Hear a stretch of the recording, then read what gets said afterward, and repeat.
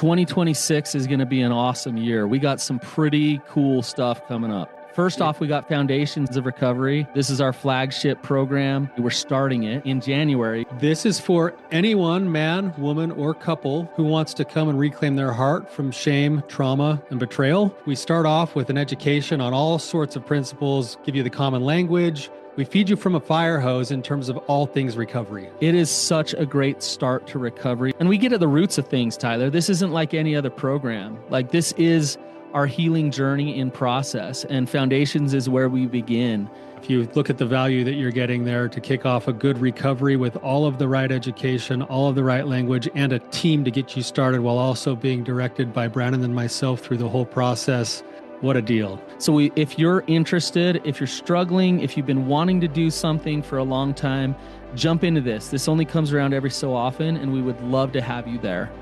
Click the link in the description to sign up for it. And to make it even sweeter, we're also including a raffle for a free pass to the Radiant Dawn retreat. Anyone who signs up for Foundations will be added to the raffle for that free Radiant Dawn pass. If you're a man and you sign up for Foundations, your name still gets entered, and you can give that pass away if you win it to any woman that you want to. So what you're saying, Tyler, is if you sign up and participate in Foundations, you could possibly go to Radiant Dawn for free? That's exactly what I'm saying, which is crazy because Foundations by itself is already an insane value. Man, I sound so salesy. But it actually is awesome. So come to Foundations. And even if you don't come to Foundations, sign up for Radiant Dawn. It's beyond therapy, the best healing experiences that you can have. Click the link below and come join us. Why are cycles and seasons good for us? Welcome to the Real Talk Recovery Podcast with the Therapy Brothers. We're brothers, we're therapists, and we know recovery. Bring your stories, your questions, your successes with real recovery.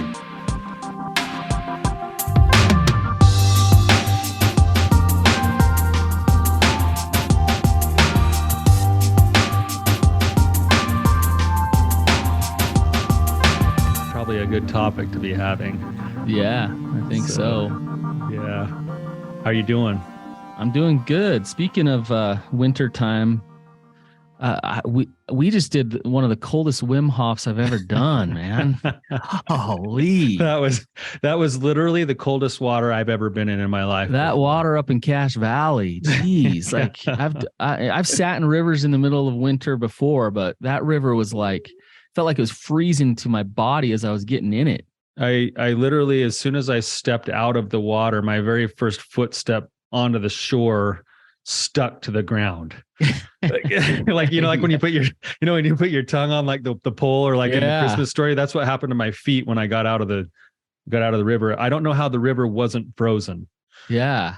But you got to tell the story of how that went down. So funny. So Brannon and I decided to get together. We're in the midst of actually building a new piece of content. We're trying to build a journey for. Don't let the cat out of the bag too far. I won't. Okay? So basically, we're building to be determined. Just hang tight. We're building some new content. And so this weekend we got together and we were working really hard, and we decided we needed to get our minds fresh again. So we said, let's go do some Wim Hof. We like to do that. It gets our minds clear. We went out to the Logan River up by my house in the snow, and we stripped down to nothing but our shorts and climbed in neck deep into the river and could barely breathe. Yeah. And then right as we got in the water, there was a car that pulled up that had like mountains on the side. And Chase, who was with us, said, "Oh, that looks like a police officer. I wonder if we're going to get in trouble for anything." I said, "We're not doing anything wrong." And then Brannon goes, "That guy's not a police officer. That guy works for Traeger." So the guy like walks out and he walks straight up to the bank and he's like, "What are you boys doing?" He was kind of power tripping. He was kind of power tripping and was like, "What are you boys doing?" And Brannon we're goes, in the water. We're like float. We're in the water. We're neck deep. We're in the water. And Brannon goes, "Do you work for Traeger?" And the guy goes, "No, I'm a police officer."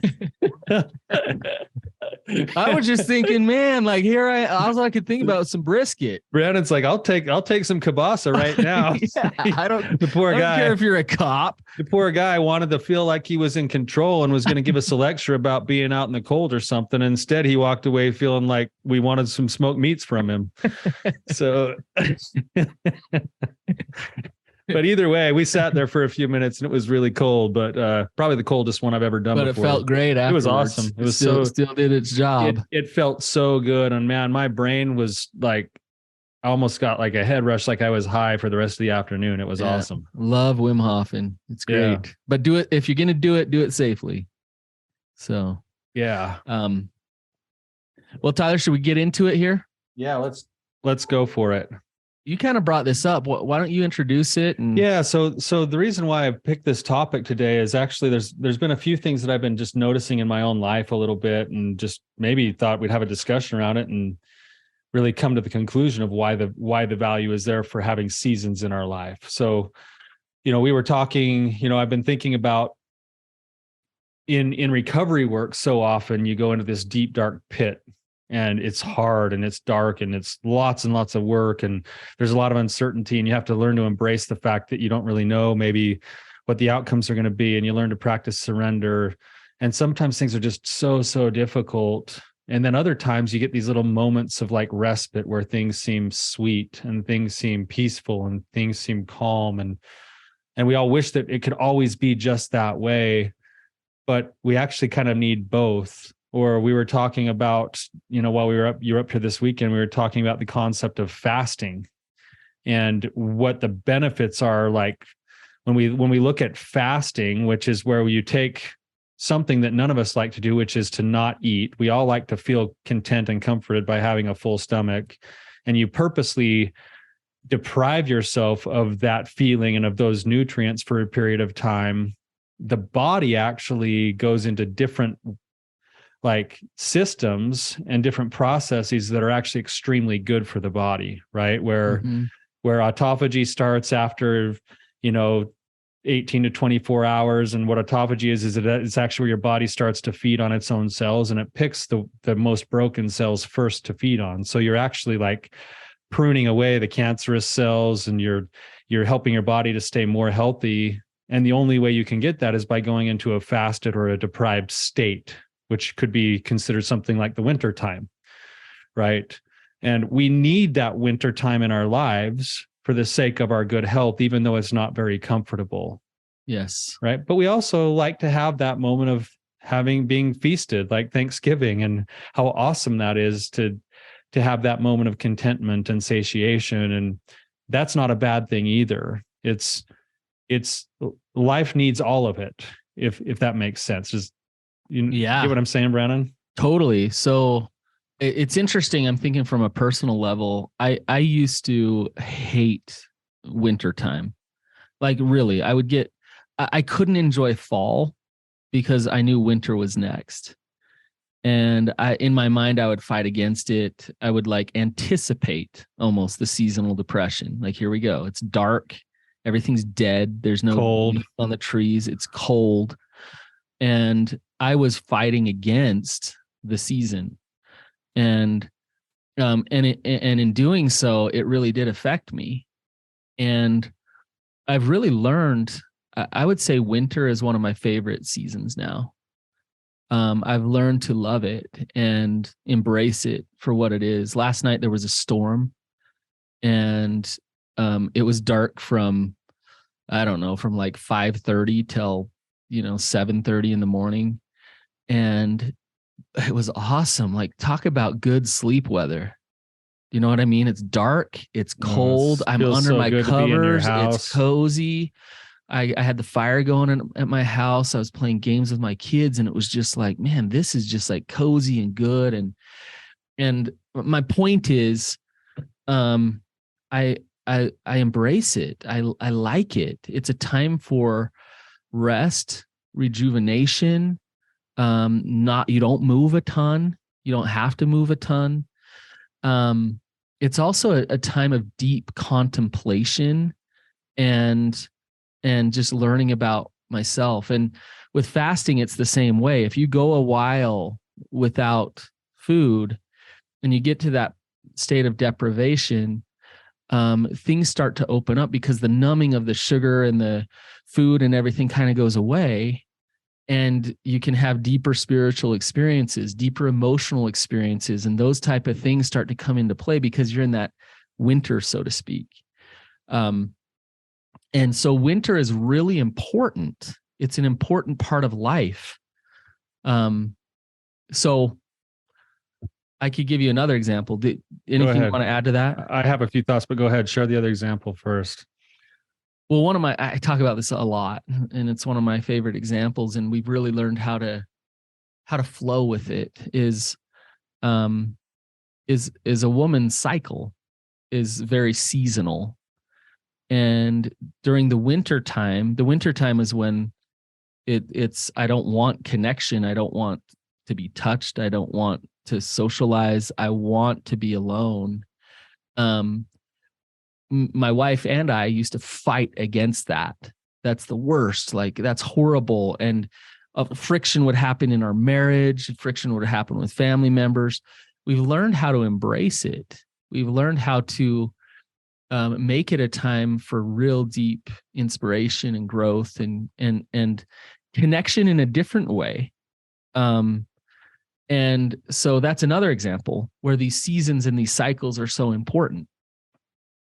Yeah, right. And I'm sitting here and thinking, like, with that, I mean, obviously we could go into pretty much any type of a situation, whether it's with our physical health or our emotional health or our relationships, or even the lifespan of a human being. And we could, I'm thinking of that scripture that says, to everything there's a season, right? And I sit and I wonder, like, what are the benefits of the seasons? And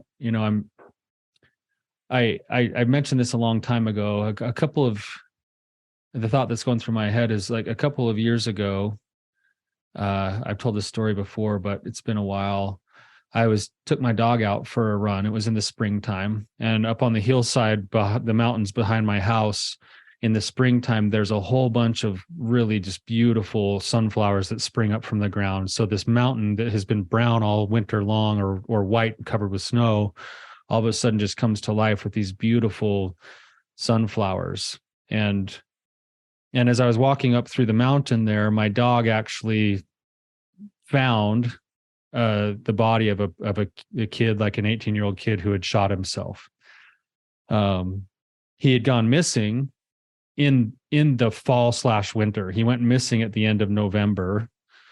No one could find him. We went through the wintertime. Springtime happened, and that's when we found him. And you're not out searching for him. I wasn't searching for him. I just happened to be walking up in the mountains where I always go, and I just picked a different line to walk up that particular day. And my dog found him, and I found him, and I kind of put two and two together on what had happened because of the shape his body was in where I found him. And after the police came and they took away his body, about a week later, I went back up to that very same spot, and it was like a rocky outcropping that overlooked the city. And I was just contemplating, like, what life must have been like for him in November/December that would make it so that the best option that he might choose would be to take his own life, when I could be sitting in the exact same spot in April, May, and have nothing but beauty to look at. And the two different perspectives, and how if this kid would have just been able to have a perspective of knowing that the times would change, that the seasons would change, and whatever was going on in his life, that if he could just, in essence, not to steal from Wilson Phillips' famous song, if he could just hold on for one more day, like things could change, and things would change, because that's the nature of the world we live in. The very same spot that's desolate is also the same spot that produces sunflowers. And it actually takes the transition for those things. Or the same mountain that I'm sitting on in the fall becomes vibrant and beautiful with yellow and orange and red leaves. And the reason it's doing that is because it's actually dying off for the year. it's the beauty of it is because of the death that's starting to happen or the dormancy that's going to happen for the winter time. Yeah, I mean, Pima Chodron, she says, our suffering comes from our resistance to what is, and if we're afraid of death, then we're gonna spend our life just in that fear, as opposed to embracing that we're all gonna die. And death, the cycle, like we could look at this on a bigger level, Tyler. Life and death, life and death. We're all gonna die, and if we can be okay with that, then we can really embrace life. And it's that, I know that feeling in November, Tyler, when it's dark, it's gloomy, especially Cache Valley, you can get some inversions, and it's cold and nasty, and just that feeling of just like, like it's heavy. There's heaviness here versus sitting there in wildflowers in the spring. But I got all these trees all around my house that drop a ton of leaves. And I used to hate it because I'd have to rate one. I still do. I hated that the leaves were dying and that they were falling. And two, I hated like bagging them up and throwing them in my garbage can. But now I've started the leaves in my neighborhood are awesome because I've started composting and adding them to my flower beds, and the leaves in the grass is what I use in order to bring that vibrance in the spring for my tomato plants in my garden. And so without that, I wouldn't have the spring and the summer and even the harvest in the fall. Right. And so as I was picking up leaves this year, I was like trying to get as many as I could because I needed more and more and more. You're like going to the neighbors and be like, hey, can I rake your leaves? I actually was. And it was a totally different attitude. Yeah. And that applies to our life. And when we approach change with drudgery, then we're actually going to create that. But when we approach change with gratitude, then life comes from that. Growth comes from that. So as we're talking about this change in the seasons, it's the person who not only can embrace that there is change, but can actually learn to look forward to the change is the one who actually yields the greatest benefit. It's like I was just listening back to this Wim Hof idea that we were just talking about. I was listening to a podcast about the benefits of cold water immersion, of course, because we've drunk that Kool-Aid, right, Brannon? And right. And one of the things that was interesting is that they've actually done some research on this specific thing with cold water immersion, that if you purposely subject yourself to the cold water immersion, you get a 12-hour time release of 2 times the dopamine in your brain that the average person is going to get without having done that.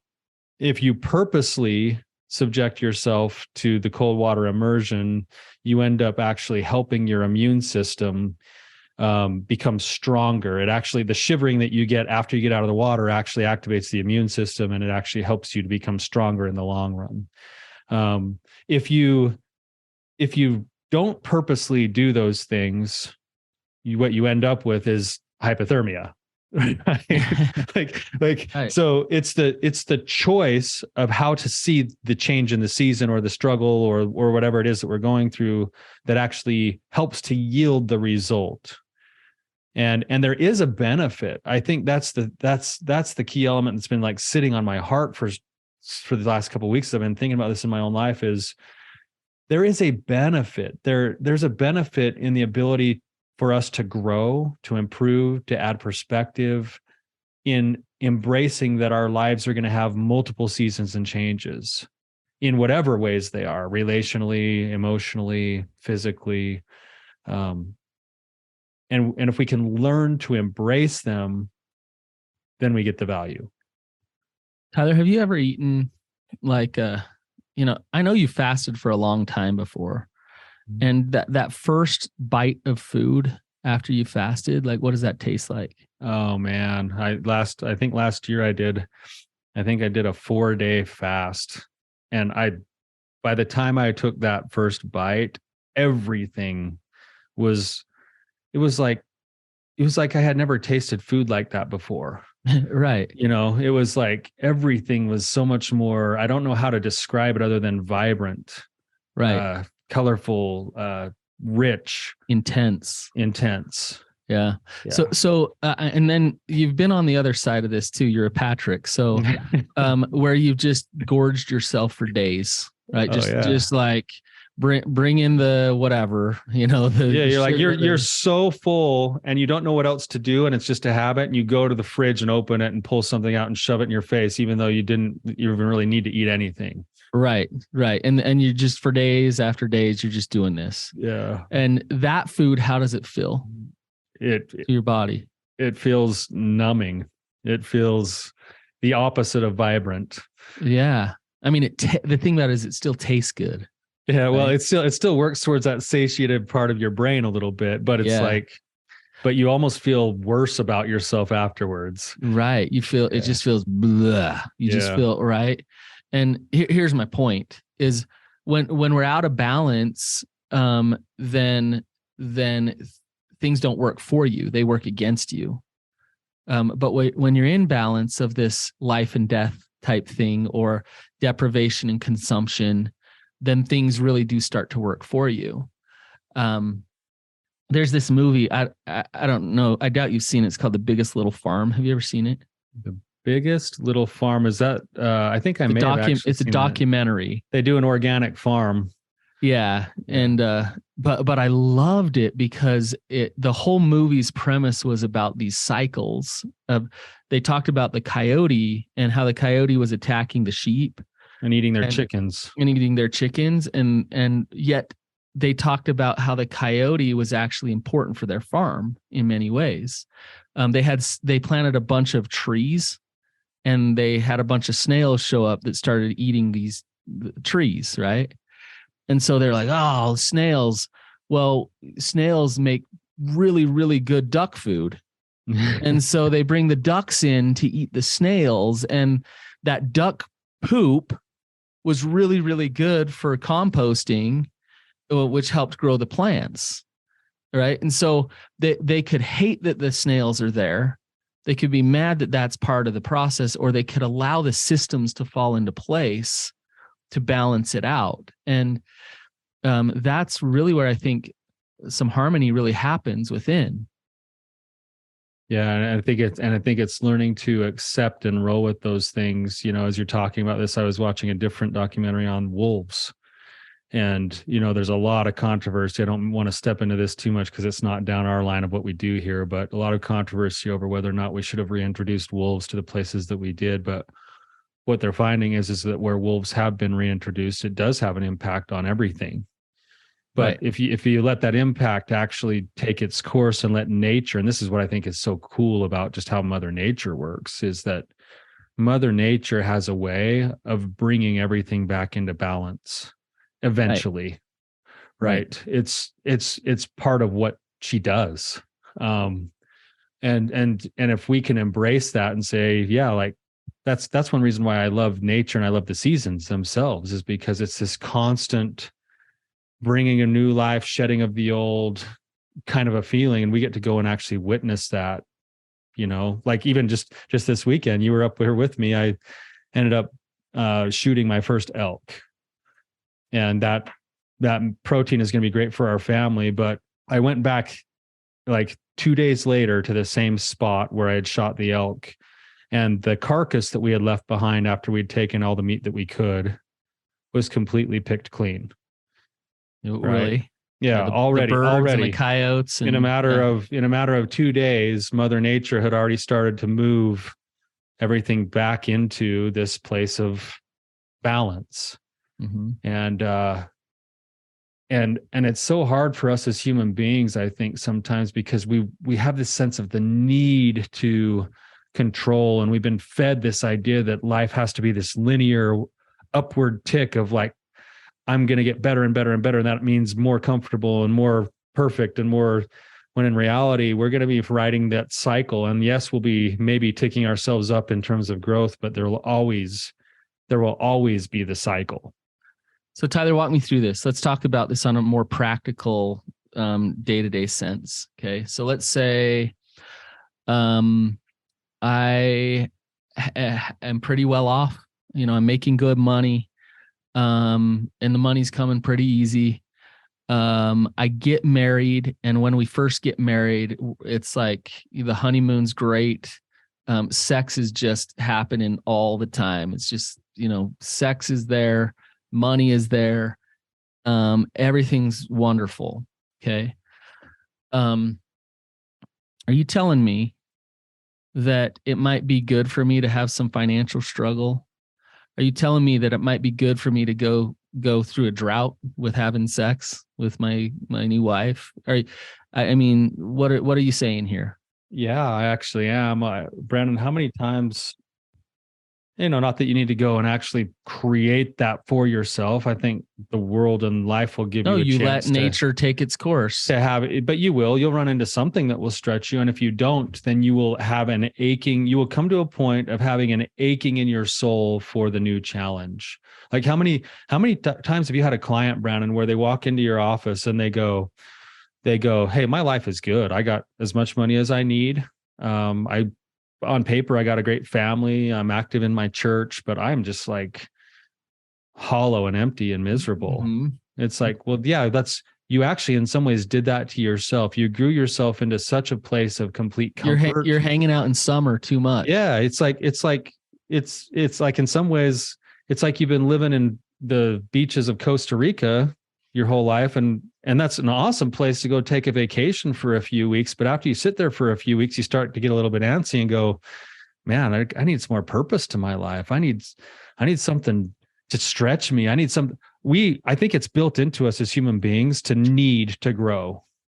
And if we come to stagnation, even if that stagnation is in a place of comfort, eventually there's something inside of us that starts to gnaw at us. And if we're not careful, we try to numb that gnawing or fill the void by more comfort, when in reality, what we need is a new battle. But Tyler, I think we need to be careful here. Like, you and I walk into cold water intentionally.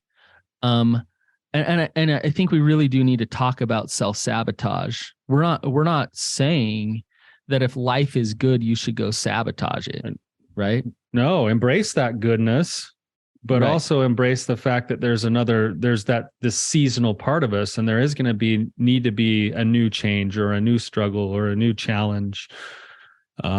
Embrace both of those things. In fact, I think, Brannon, a lot of times, sometimes people we work with, they're too afraid of the summertime. Like they finally land in a place of like, oh man, life feels so good right now. Like, what's wrong? Life's been so horrible for so long. It's like something's wrong. What's going to happen? Things are going right. Take a deep breath and breathe out the gratitude. Like, hallelujah. Enjoy the sunshine on your face. Enjoy the summertime. Mm-hmm. Like, and if it changes, it doesn't mean you did something wrong. It means the season's changed. But soak it in when you got this summertime. Right. Yeah.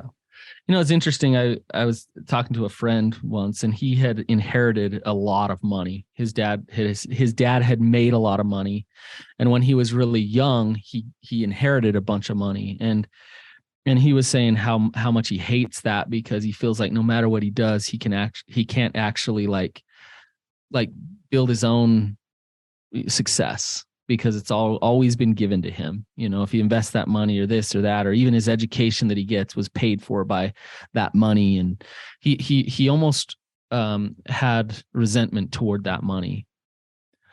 And he let it really kind of affect his life to a point of misery in a lot of ways. And I was talking to him and I said, well, why don't you just give the money away?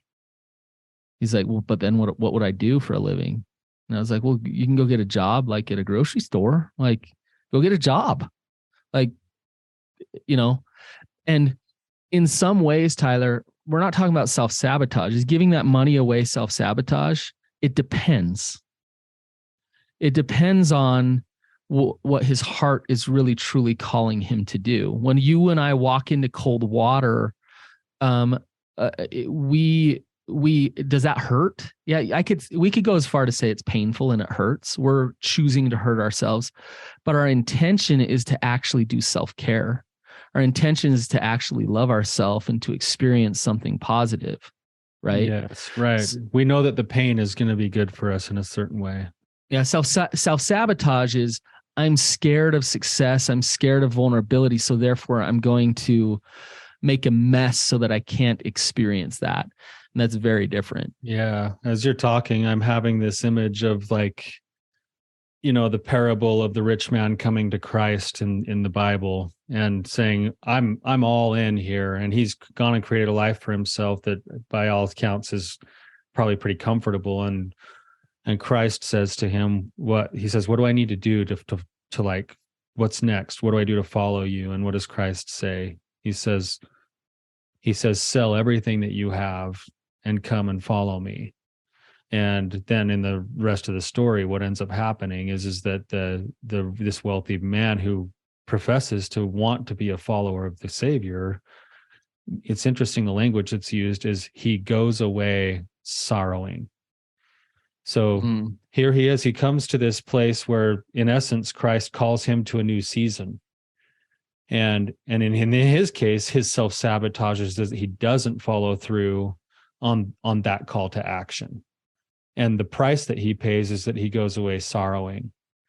He goes back to his comfortable space of living instead of the new call to action that had come from a higher power, from a truer source. Mm-hmm. And it led to depression. Mm-hmm. And if we're able to actually listen to those things and see those things as like transitions in our lives, we can actually avoid that depression by embracing whatever it is, whether it's to stay in the season we're in or to accept the new season that's calling. I think, Tyler, it's so fascinating what you're saying, because that suffering that comes from being very comfortable seems backwards. It's like, if I'm let's, for our analogy here, if I'm basking in summertime and I have an ability, so to speak, with this metaphor, to never go into fall time, then why would I ever accept fall time? Why would I ever allow that in? Right. Right. But what you and I are both suggesting is those golden handcuffs of summertime, so to speak. And by the way, summer's my favorite season. I love summertime.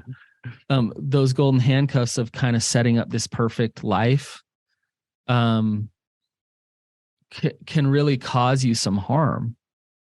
And I think through allowing the struggle, through allowing God calling you into some new challenges and some new pain and some things like that, you can actually discover yourself so much deeper and further, so that the next summertime that comes around is even more bright, so to speak. Right? Yeah, it's a kind of a weird paradox that most of us spend our lives trying to climb to the top of some kind of a mountain. Usually it has to do with some type of status or success or power or money, relationships, recognition, career, or something else. And the interesting thing is that it doesn't matter how many times people have done it, without fail, those who finally reach the top of that perceived mountain end up looking back and going, what now? Is this it? Like, they look back and they say, dang it, I like the journey more than I am appreciating the fruits here. Now I'm bored. Yeah, exactly. And I think it's okay to eat some of those fruits, refuel the soul, refuel the body, whatever. And then eventually pack up that pack again. Yeah. Step out into the wilderness. Get tooled up again and go on another journey. And to accept that is the beauty of life. Yeah, the nature of it. That is just the nature of life. And there's nothing that we as human beings can ever do. It's like kicking against the pricks to try to pretend that it's anything other than that. Right. What's crazy, Tyler, is we could get called into a winter in an instant. Like tragedy can happen, crisis can happen. So like, la-di-da, life's wonderful. Bam, something bad can happen in our lives. It's just a fact. And God kind of holds the cards. I shouldn't say kind of. God holds the cards with some of those things. And if we're not prepared with this growth mindset and acceptance of these seasons coming into our lives, that will push us into numbing out. It'll push us into depression. It'll push us into resistance to the reality of the cycles that come into our life. Yes. And one more imagery with what you're saying here, Brannon, using the idea of winter, especially here in Cache Valley. I'm the same as you.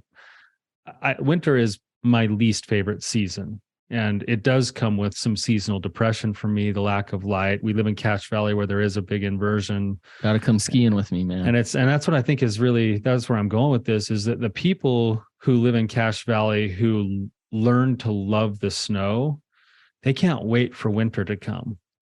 And I had this occasion just last year to have some friends take me snowshoeing in the middle of the winter. And we drove up the canyon. And as we drove up the canyon and we got out of the fog, up above the fog, inside the wintertime, was a clear blue sky with crystal clear white snow and amazing nature and sunshine pounding on my face and crisp air to breathe. And I thought, this is winter. Like if you're willing to climb up out of the clouds, out of the darkness, up above that, higher than the inversion, there's a world that nobody else ever goes up into other than the people that know the beauty of it. And it's miraculous. Tyler, don't let the secret out.